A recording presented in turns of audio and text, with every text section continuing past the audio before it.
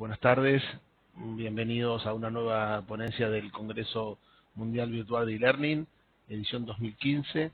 Hoy vamos a contar con la ponencia de Ángel Luis Vicentín, la programación de computadoras y la resolución de problemas. Ángel Luis es experto en estadística y computación, profesor desde hace más de 24 años, tiene un máster en Dirección Comercial y Marketing de la Universidad Complutense de Madrid y diplomado en Innovación Tecnológica de la Universidad de Oviedo. Vamos a darle la palabra a Ángel. Adelante con tu ponencia. Bueno, buenas tardes y buenos días todavía quizás para algunos. Este, un gusto para mí poder estar aquí nuevamente en una nueva edición del Congreso Virtual de e-Learning. En este caso les quería proponer esta ponencia de la programación de computadoras y la resolución de problemas. No quería alargar más el título, pero lo correcto sería la resolución de problemas cotidianos. O sea, es una nueva instancia para, para justamente enseñar a alumnos, no precisamente sobre programación de computadoras en sí, sino cómo resolver problemas de la vida cotidiana. Entonces, la programación de computadoras, con un nuevo enfoque, podría ayudar a mucha gente a resolver problemas de tipo más cotidiano, eh, digamos, como para la vida común y corriente, digamos. Así que vamos a empezar con esta pregunta que motiva, bueno, otra cosa que hay que aclarar, digamos, también es que desde hace un tiempo estoy enseñando para alumnos del profesorado de informática dos materias que son netamente de programación de computadoras. Pero como están orientadas a la docencia, queremos darle este enfoque, ¿no es cierto?, de cómo de cómo ayuda la programación de las computadoras para la resolución de problemas. Entonces, partimos un poco de esta premisa, de esta pregunta, ¿quién se hace más inteligente con la programación? Normalmente pensamos que al programar un aparato, un dispositivo, una computadora, le damos inteligencia a ese dispositivo y entonces nosotros hablamos de dispositivos inteligentes. Vale decir el smartphone, smart TV, como si la inteligencia de esos aparatos ya viniera dada, ¿no es cierto?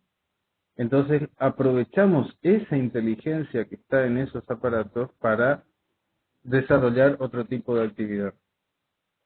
Pero en realidad esa programación no viene dada por, digamos, no viene heredada por sí, digamos. El aparato no nace inteligente, no se construye inteligente, sino que hay un programa, un software puesto ahí en ese dispositivo y que obviamente fue hecho por alguien, por un ser humano, que le dio esa especie de inteligencia. Ahora bien, quien ha programado, quien ha desarrollado ese software, es de alguna manera el inteligente. Y obviamente que ha desarrollado una capacidad, ha acrecentado su propia inteligencia, ¿no es cierto?, para poder incorporarle a ese dispositivo lo que ese dispositivo tiene que hacer. ¿Está? Entonces, partiendo de esta premisa, ¿no es cierto?, y de esta pregunta, nosotros podemos ver que programar computadoras hace más inteligente al ser humano, es decir, desarrolla y activa y promueve la capacidad para enfrentar situaciones problemáticas, como vamos a ver a lo largo de algunas de los siguientes slides. Básicamente, para que podamos entender de qué estamos hablando, vamos a primero presentar un poquito qué es programar una computadora, digamos. Básicamente, un programa de computación es una secuencia de instrucciones escritas para que la computadora realice una determinada tarea o un proceso específico. ese programa está dado para la computadora en un formato que la computadora puede interpretar y desarrollar, ¿no es cierto? Es decir, hay una interacción del software con el hardware, con el componente físico, digamos, pero también ese programa fue escrito, de alguna manera, en un formato de código fuente legible para el ser humano. Es decir, el ser humano tiene, digamos, una serie de reglas sintácticas a través de las cuales puede escribir y este, eventualmente crear, digamos, esas instrucciones, ¿no? Bueno, todo eso forma parte de lo que se conoce como el software, ¿no es cierto? Y bueno, ese código se escribe en un lenguaje de programación, los programadores de computadora están especializados para eso, y deben acatar, digamos, esa serie de reglas sintácticas que el lenguaje de programación les permite, les permite, les ofrece, mejor dicho. Si nosotros tomamos, así como ejemplo, ustedes lo que están viendo ahí en esa diapositiva, es un navegador. Detrás del navegador, o sea, el navegador, lo que nosotros vemos del navegador de Internet, es el producto final de un programa, ¿no es cierto? Si hacemos clic derecho, como ven ahí tiene, digamos, no sé si alcanzan a ver, un cuadro de una caja de diálogo, digamos, un menú contextual, perdón. Es decir, haciendo clic derecho sobre cualquier parte de sus navegadores, en este caso, ¿no es cierto?, el Opera, que estoy usando para esta presentación, permite ver el código con el cual fue escrito ese navegador. O sea, el navegador, para que nosotros podamos usarlo, alguien lo tuvo que programar.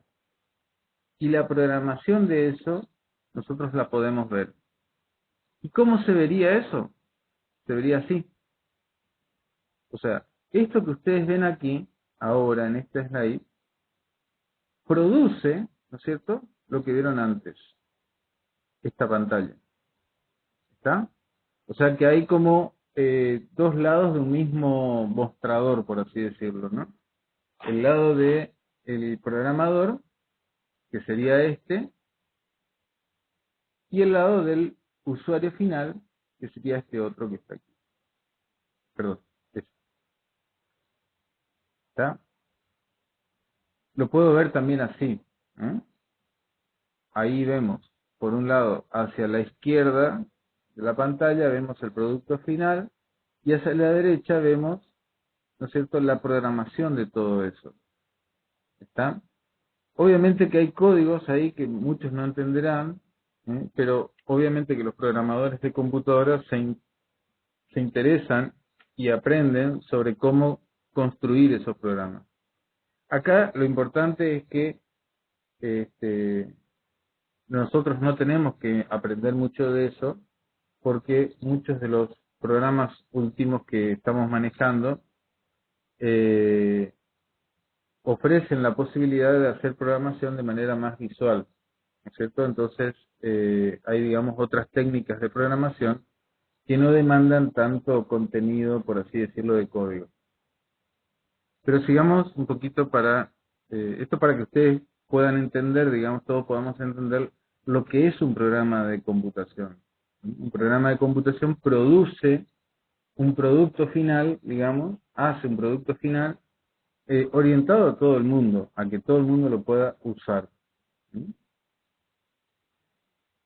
Antes de eso, existió lo que se llamaba el algoritmo. El algoritmo es una palabra de origen, digamos, los matemáticos acuñaron este término, que significa justamente un conjunto de instrucciones o reglas definidas que permite realizar una tarea mediante pasos sucesivos. Es como una receta de cocina, ¿no es cierto?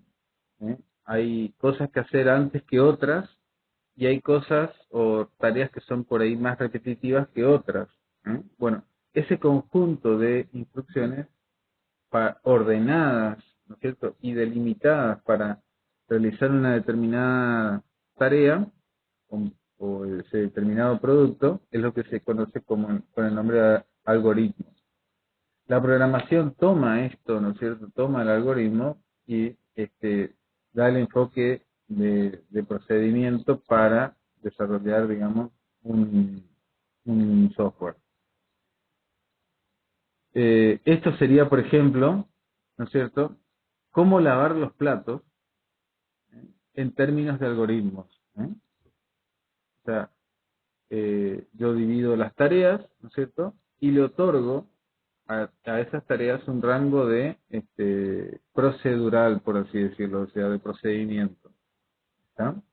Que inclusive, en algunos casos,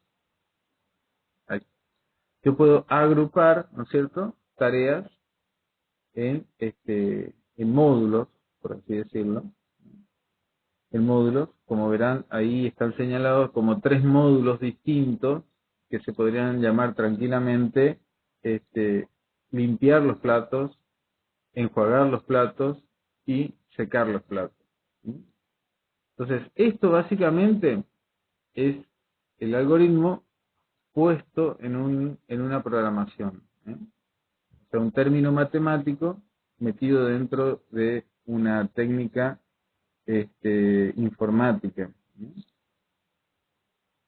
Y esto es como luce, digamos, un programa en un lenguaje universal, por así decirlo, que es el que enseñamos en la cátedra, que enseño en la cátedra del profesorado en el que estoy actualmente. Es un software que me permite crear software, ¿no? Un software justamente orientado para la programación. Bien, ahí vemos cómo el software me permite a mí hacer como no sé si se alcanza a ver bien, pero me permite hacer una depuración de las actividades. Entonces, por ejemplo, cuando la programación no resulta como nosotros queremos, la computadora nos da resultados erróneos. Entonces, para verificar dónde está el error, por qué la computadora me dio resultados erróneos, hago un procedimiento que se llama paso a paso. O sea, el tratamiento del error en la programación es bastante interesante, porque me permite utilizar el error como una instancia de aprendizaje. Y para eso, el software con el cual trabajo en la programación está orientado también a eso, ¿no es cierto? Ahí vemos en la parte de abajo de esta pantallita, puedo ver, digamos, por qué ocurrió tal o cual error. En función de eso, tendré que resolverlo y escribir de otra manera, ¿no es cierto?, mi trabajo. Bien, ahí está otra vez marcado el error, ¿no es cierto?, de otra manera. Bien, también tengo, digamos, otra pantalla donde yo puedo ver, ¿no es cierto?, que se está ejecutando el programa, ¿no? Que se está ejecutando el programa, entonces, perdón, ahí está. Entonces, cuando ejecuto el programa, ¿no es cierto?, me verifico a través de la secuencia de pasos que ese programa fue, de alguna manera, haciendo lo que yo pretendía que hiciera. Bien.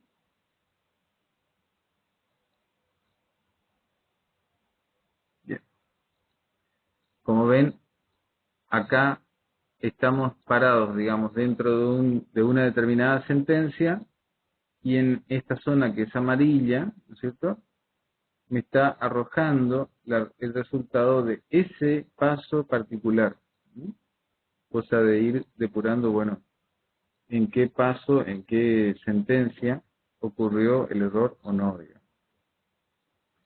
Entonces, bueno, ahora ya terminamos un poco la parte técnica de lo que es la programación, y vamos a ver qué característica tiene justamente la programación de computadoras, que nos pueda ayudar un poco al proceso educativo, digamos. En primer lugar, me ayuda a distinguir lo que es un proceso de lo que son los datos que ocupa el proceso. Muchas veces en procesos, en problemas cotidianos, eso no está tan claro. No está tan claro qué es un dato de la realidad y qué es lo que yo tengo que hacer con ese dato. ¿Mm? Lo vemos por ahí en la dificultad que tienen algunos alumnos y algunos docentes también tenemos dificultad de interpretar, por ejemplo, una consigna, ¿no es cierto? ¿Qué es lo que hay que hacer? ¿Con qué tenemos que hacer? ¿Qué herramientas tenemos que utilizar? ¿Qué, y qué trabajo o qué resultado nosotros tenemos que ofrecer? ¿Sí? A veces cuando leemos una consigna de cualquier materia, de cualquier área, eso a veces no está claro. La programación de computadoras me ayuda a distinguir lo uno de lo otro. O sea, me ayuda a distinguir cuáles son las herramientas, cuáles son los pasos a seguir y qué datos yo necesito para realizar tal o cual cosa. También la programación de computadoras me ayuda a, este, a ver que yo puedo crear o cambiar una realidad. O sea, algo que no estaba antes, lo puedo producir de la nada. O sea, o con datos de la realidad y a través de un determinado proceso, crear una nueva realidad, un nuevo enfoque, digamos, un nuevo sistema, una nueva situación. O cambiar algo que no funciona bien. Esto lo podrán percibir muchos a través de, bueno, determinados procesos que al informatizar, obviamente que cambia mucho ese proceso en sí. El tratamiento del error, por ejemplo, es importante porque se utiliza el error, como vieron anteriormente, para lograr una superación de eso. Entonces, el error no es un problema, sino que al contrario, es tomado en la programación como una ayuda para verificar el error antes de que el programa esté terminado. Cuando yo trabajaba un tiempo en programación de sistemas, yo hacía un programa y lo daba a mi amigo, digamos, para que lo controle. Cuando uno hace un programa tiene una actitud creativa, ¿no es cierto? Y obviamente que no lo va a poder depurar del todo porque no quiere pinchar su programa, digamos. Entonces, cuando otro es el que corrige el programa de uno, lo mira y lo analiza con una actitud mucho más crítica. Y entonces se encuentran los errores antes de que el programa salga a la luz, o sea, lo use, digamos, el usuario final. Bueno, uno aprende, ¿no es cierto?, que el error es es un amigo de uno, y no un enemigo, ¿no es cierto?, contra el que luchar. Lo mismo los problemas que no son necesariamente un error, sino son problemas que surgen por cambios en el ambiente o por cambio de situación o cosas así. Un problema, algo inesperado que ocurrió, por ejemplo, aquí en nuestra zona es muy común los cortes de luz. Entonces uno puede hacer el mejor programa del mundo, pero cuando se corta la energía eléctrica, ese es un problema que hay que resolverlo, que es externo al software en sí, pero que obviamente que influye en eso. La programación de computadoras es una mezcla de arte y sistematicidad. O sea, arte, ¿por qué? Porque hay mucho de creación propia, pero también hay mucho de lo sistemático. Es decir, aprovecho lo que ya se sabe que funciona a mi favor y a partir de eso, ¿no es cierto?, tomar una actitud creativa, inclusive yendo un poco más allá de lo que uno quiere o de lo que uno anhela. Bien, vamos a ver ahora algunas características del constructivismo que la programación, que digamos, se engancha muy bien con lo que es la programación. O sea, la programación tiene características que son muy similares al constructivismo, para que veamos un poco ese paralelismo.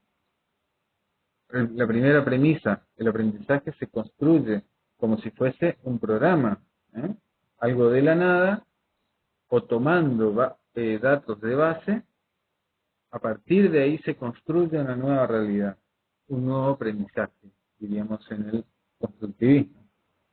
Se observa más el proceso que el resultado. O sea, el resultado de un programa es, digamos, se sabe que va a tener un buen resultado si el proceso estuvo bien hecho. Lo mismo que en el constructivismo. Damos, no es que el resultado no interese, pero damos mucha prioridad al proceso educativo, es decir, al proceso de aprendizaje. Cómo el alumno va decodificando lo anterior y codificando algo nuevo a partir de una situación de enseñanza y aprendizaje. Bien, el sujeto selecciona, transforma información, construye hipótesis y toma decisiones, basándose en una estructura cognitiva. Lo mismo ocurre en la programación. O sea, yo selecciono, transformo información a través de un mecanismo de procedimientos, ¿no es cierto? Genera una estructura que la computadora ejecuta fielmente, y a través de esa ejecución resuelve los problemas. Bien, las estructuras mentales previas se modifican a través del proceso de adaptación. Eso, los sistemas que ya existen se ven modificados, obviamente, a partir de un proceso de adaptación que el software, al incorporarse en ese proceso, aporta, ¿no es cierto?, a esa estructura ya prefijada anteriormente. Bien, el conocimiento en el constructivismo es una construcción de una representación de la realidad. Lo mismo es un programa. Un programa es una representación de la realidad, por eso hablamos mucho de modelos, ¿no es cierto? La modelización de una realidad, el software es una modelización de una realidad. Bueno, el conocimiento para el constructivismo es eso también, es una representación, es una construcción que se hace a partir de una idea de la realidad. El sujeto aprende cómo, no solo aprende el qué, sino el cómo. Esto es la programación pura, digamos. O sea, yo cuando programo una computadora no le digo a la computadora el resultado final, sino le instruyo a la computadora cómo lograr el resultado final. ¿Está? O sea que yo lo tengo que pensar justamente. Así que aquí esto me parece crucial, es como un punto de intersección, digamos, muy claro entre el constructivismo y la programación de computadoras. El sujeto tiene un rol activo, acá también, es más el sujeto, la persona, que la computadora en sí. La instrucción debe ser diseñada para facilitar la extrapolación. Es decir, la instrucción, lo que yo enseño en un ámbito constructivista, tiene que estar pensada para que el alumno extrapole su conocimiento, es decir, aplique eso que aprendió en esta situación para todas las demás situaciones similares. Bueno, un programa de computación es exactamente eso, digamos. O sea, yo genero una serie de instrucciones que la computadora realiza en este ambiente y también en este otro, y en este otro, y en este otro. Bien. Algo del cognitivismo que es, digamos, una especie de teoría que está muy arraigada en la actualidad también, que bueno, muchos teóricos todavía no la ven como una teoría, pero que bueno, la traje aquí para que veamos también que la programación de computadoras pega muy bien, digamos, con el conectivismo. Según el conectivismo, la toma de decisión en sí es un proceso de aprendizaje. Escoger qué aprender y el significado de la información entrante es visto a través de la lente de una realidad cambiante. Eso es prácticamente lo mismo que hacemos en la programación. ¿Está? La toma de decisión, la programación justamente está orientada a facilitar y a manipular la información de tal manera que nos ayude a los seres humanos a tomar decisiones coherentes este, y, e interesantes dentro de una realidad cambiante. Es posible que una respuesta actual a un problema esté errada el día de mañana bajo nueva información que se recibe. ¿Está? Igualmente la computadora, cuando está programada de una determinada manera, más allá de que cambie o no la información, digamos, el proceso de manipulación, de transformación de esa información es el mismo. ¿Está? Y ofrecerá, obviamente, distinto tipo de resultado a partir de ese procedimiento, ¿no es cierto?, ya programado. La capacidad de saber es más crítica que lo que se conoce actualmente. Saber dónde buscar información es más relevante que conocer la información. Eso es lo que el conectivismo actualmente está como enseñándonos.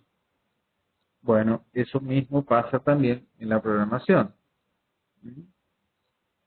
Saber dónde buscar la información o cómo procesarla, digamos, es mucho más relevante que el conocimiento en sí de la información. Bien, ahí se me duplicó la viñeta, disculpen. Yo creo que sí. Sí. Bueno, ahí habré querido decir algo distinto y se duplicó. Pero bueno, vemos que hay cierta semejanza, digamos, entre el conectivismo también y la programación. Pero mucho más con el constructivismo, que, digamos, es un poco lo que más usamos en nuestras aulas. ¿Sí? Así que bueno, pasando un poco en limpio todo, ¿no es cierto?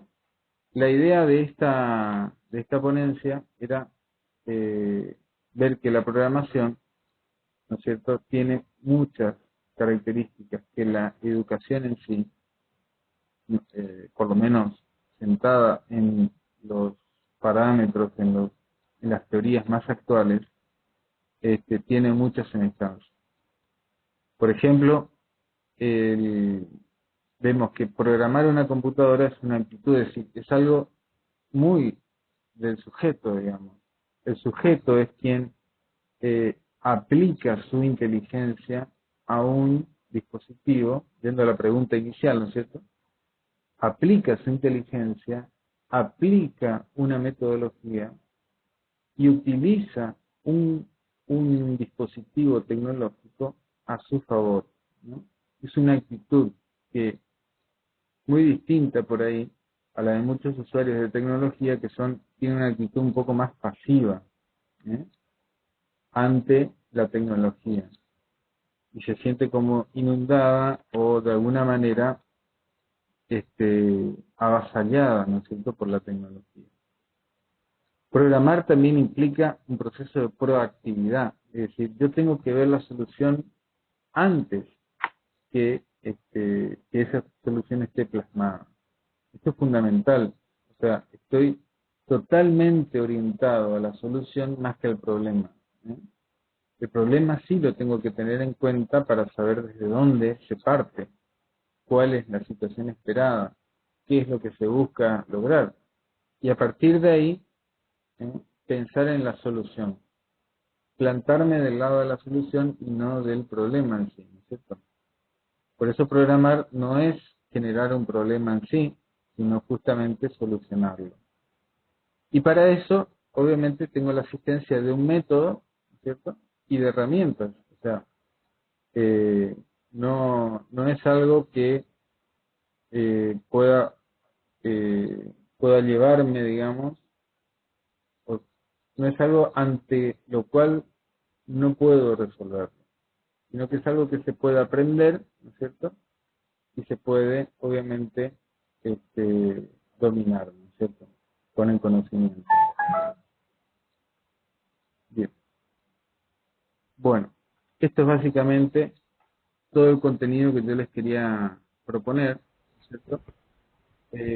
Hay algunas cosas que me quedaron en el tintero, como por ejemplo que pudieran ver algunas pantallas de un programa que es muy interesante, es el Scratch, que justamente permite a gente que no sabe, no conoce cómo escribir códigos de programación, pero que sí a través de una situación bastante visual e interesante puede lograr aprender a programar. Y es lo que estamos aplicando, ¿no es cierto?, en las materias que enseñamos. Así que bueno, ahí les dejo mis datos, por ahí podemos seguir ampliando, inclusive después que esta conferencia quede grabada. Así que bueno, te cedo, Gustavo, el control.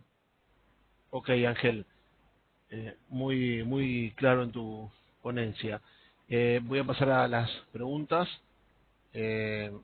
Ángel.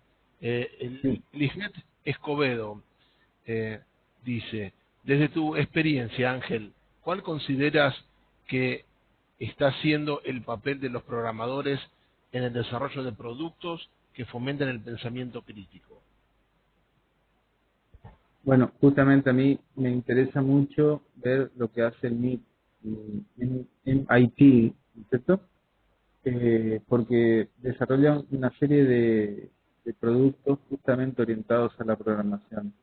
Hoy conocí el APT,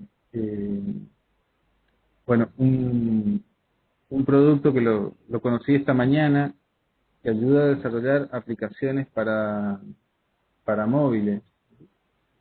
Y el Scratch, que es el que más conozco, lo voy a escribir en el chat para que lo tengan. Ahí está. Scratch, eh, que justamente es un producto que de una manera muy visual, muy atractiva, permite crear animaciones, ¿no es cierto?, con programación. Entonces uno puede crear una historia, ¿no es cierto?, con imágenes reales, con fotografías de la vida real, viñetas muy elaboradas, con programación orientada a objetos, digamos. O sea, hay conceptos de metodologías de, ahí está, hiciste bien el enlace. Este, así que bueno, son los que más me parece que están desarrollando cosas para la programación. Otro producto que yo utilizo mucho es el PSaint. Lo voy a escribir aquí.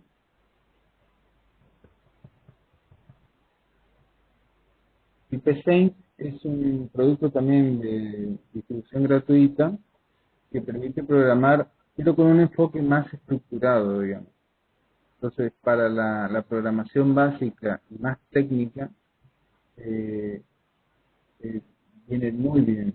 O sea, enseño a programar utilizando diagramas de flujo o pseudocódigos, con lo cual no nos limita a un software en particular, digamos, a un software de desarrollo de programa, así como establecido, ¿no?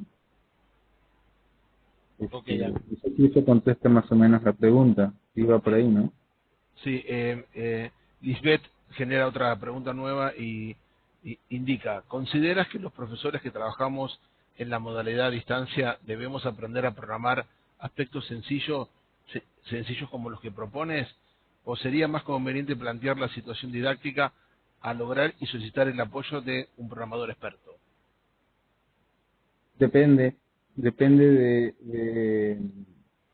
contenido de lo que se quiere enseñar y depende también de los objetos de aprendizaje, de los recursos, de los materiales.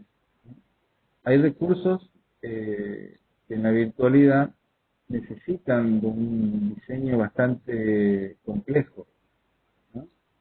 Entonces, por ahí, bueno, uno tiene la idea, tiene la intención, y cuando la programación de eso es más compleja, quizás valga bien la ayuda de alguien más experto en lo técnico, ¿no es cierto?, en el aspecto técnico. Pero en general, muchas herramientas se están desarrollando de alguna manera orientadas bueno, a situaciones donde no precisa mucho conocimiento técnico de la programación, ¿no?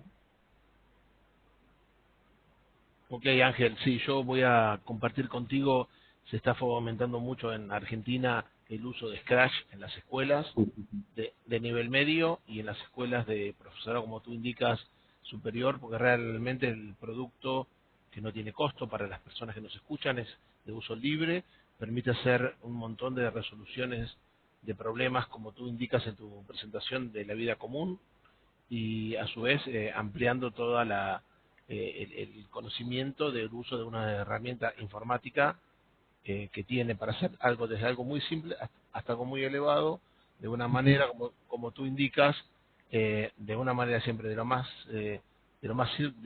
simple a lo más complejo. Claro. Eh, Esa es la última pregunta que tenemos, Ángel. Si tú quieres ampliar, estaría bueno que para el próximo congreso armes una ponencia de Scratch, estaría bueno. Sí. Estaría bueno para el próximo congreso. Y te dejo para que des tus palabras finales y desde el congreso, como siempre, agradeciéndote tu participación. Bueno, muchas gracias también a los organizadores del Congreso, a Gustavo, a Claudio y este, a Carmen. todas las personas, a Carmen y todas las personas que estuvieron trabajando. Un detallecito más del Scratch que quizás sea interesante destacar es el tema del storytelling, ¿no? O sea, la creación de historias, ¿no es cierto?, a partir de algunas situaciones. Así que bueno, yo ahí tienen mis datos como para seguir de alguna manera ligados. Igualmente voy a seguir colocando cosas en la conferencia, en la grabación de esta conferencia para que aquellos que estuvieron puedan seguir nutriéndose de alguna manera nutriéndonos entre todos también, ¿no? Yo creo que muchos de los que estuvieron escuchando tienen también mucho que aportar, así que estaría bueno que pudiéramos lograr eso. Esa es un poco la idea de todo esto, ¿no? Bueno, gracias Raquel, un gusto poder hacer esto. Esa era justamente la intención de esta conferencia, ¿no? Hacer accesible esta información, ¿no? Bueno, Ok. agradecido nuevamente. Ok, Ángel, sí, la idea del Congreso es siempre acercar cosas para la modalidad de e-learning para todos los colegas y toda la gente que se suma, con las actividades que disponemos en el Congreso durante todo el año. Te invitamos a que puedas, si tú quieres, armar un pequeño taller de Scratch en el Congreso, luego del Congreso, estaría bueno también. Y bueno, quedamos a disposición de todos. Los invito a retirarse de la sala, así concluye el proceso de grabación y en aproximadamente 1 hora 20 tenemos la próxima ponencia. Saludo a todos y nos vemos. Muchas gracias.